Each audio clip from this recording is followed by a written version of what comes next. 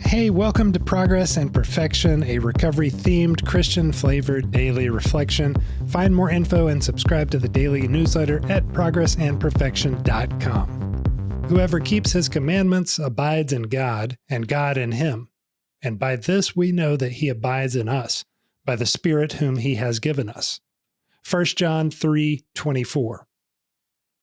Alcohol makes for great conversation. It's an excellent salve for the socially awkward. It calms the storm of insecurity and nervousness that seem to threaten friendships and fun. And if that's all it did, I'd be fine. There's a place for it, but not when it runs haywire.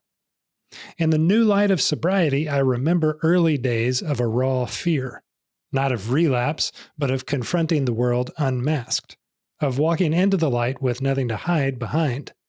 I felt naked. And it hadn't taken long to progress to that point. Addiction is a fickle thing. It'll deceive us into compromising standards we aren't too worried about in order to take hold of our very life. And it'll keep working on us even when we are stone cold sober. If I'd only relied on my wits in early sobriety, I'd have been screwed.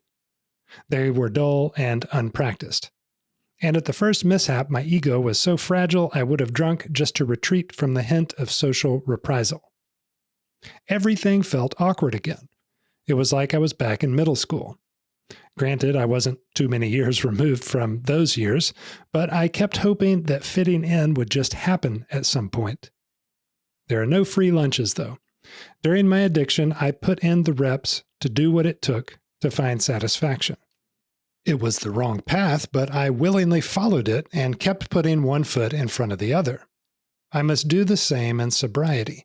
I must be willing to follow the tenets of recovery, and more important, the will of my God.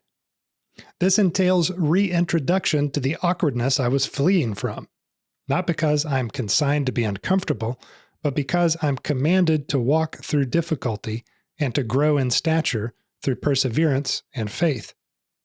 With one foot in front of the other, I've learned the valuable lesson that awkwardness, like memory, fades over time. It may still be there influencing me a bit, but it's not debilitating. God, thank you for the momentum carrying me toward your will. Hey, thanks for listening. You can find more info at progressandperfection.com, and we'll talk to you tomorrow.